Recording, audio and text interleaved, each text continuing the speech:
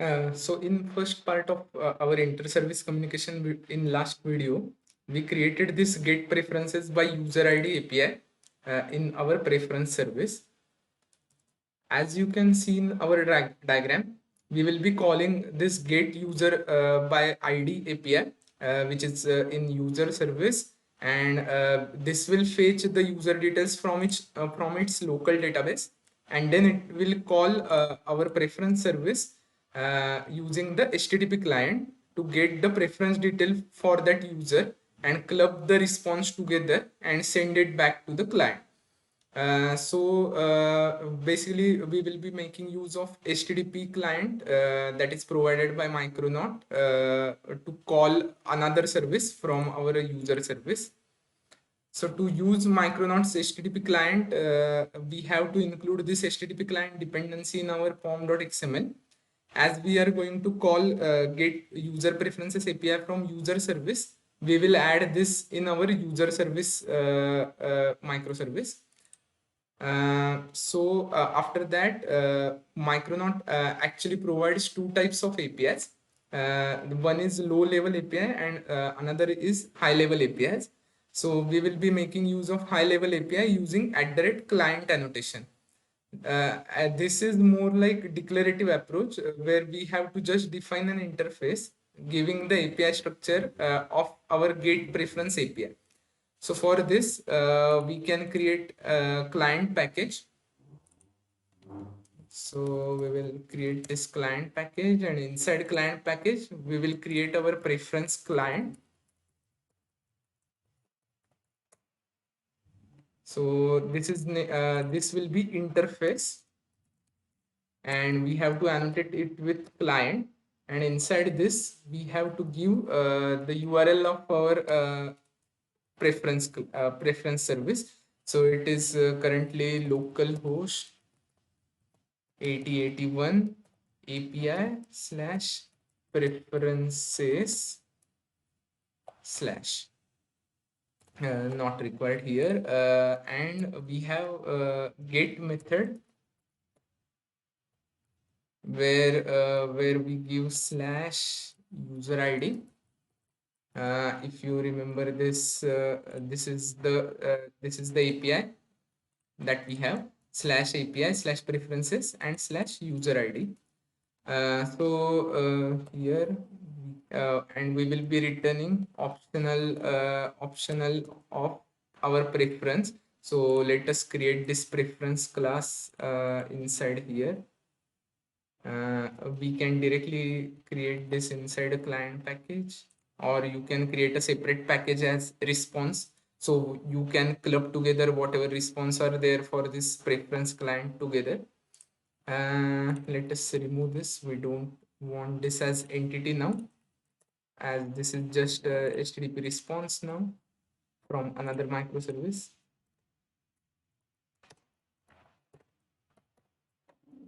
Okay, so we will use this. This will be like optional of preference, and we can name it as get user preference, and this will take integer user ID as argument.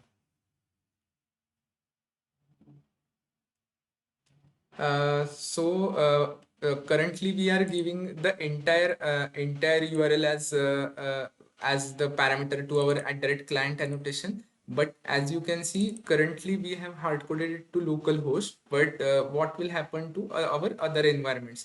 So for that, in our upcoming video, we will see how to externalize this configuration so that we can have different URLs for different environments like local, dev, or production. So once we define this client, we can inject it wherever we want. So basically, we will need to use this preference client in our this user service. So first, let us go to user controller. Basically, this is the API we are talking about to get the user by its ID. So what we do here is currently we are returning the user as a response, but now we have to return user response plus this preference response together. So for this, we can create a user response. So basically, this will be just a wrapper object uh, for ourselves.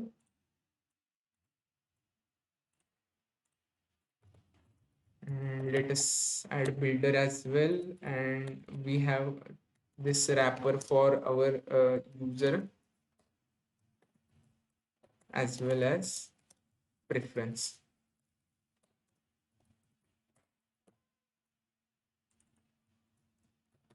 And now, so this API will return user response instead of user, and we will also change the change this method signature.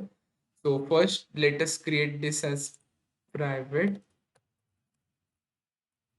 and our method, we will use this, create this separate method, get user details, and where we pass this ID, and we use this method in our controller. So currently this first what we have to do is first get the user details from its local database. So for this we directly use this method get user, which fetches the user details from repository, finds by its ID. So we get the user details by from local database of a user service. After that, we have to inject our preference client. So private final preference client, and we again inject it using our constructor injection. So once this is injected, what we have to do here is just use this as optional preference, and preference client dot get user preference, and pass the user ID here. One thing that why I am creating the return type as optional is because let's say in your preference service, if the preferences are not found that for that user ID, in that case we want this to be optional preference, because it can be the case that a user is newly created and the preference does not exist for him. So in that case, we will get optional dot empty from our from our preference service, if we are not returning 404 or other response types. So once we get this, we can basically get the preference is equal to optional preference dot each uh, is present. If it is present, then we will say optional preference dot get. Otherwise, we want to return null. So basically, there is better way of doing this. We can directly use or else null. So once we do that, we have to return now the user response. So for user response, we will use the builder dot user and dot preference. So I think we are ready with this API. We will start our server, and now whenever we will call this user API from user service, this will internally call the preference service to get the preference details for that user, and we club together the response that we receive from preference service as well as the details from user DB, and then send it back the response to the client. So once our both the services are running, our user service is also started and our preference service is also started. After that, we can call this our user slash user ID API.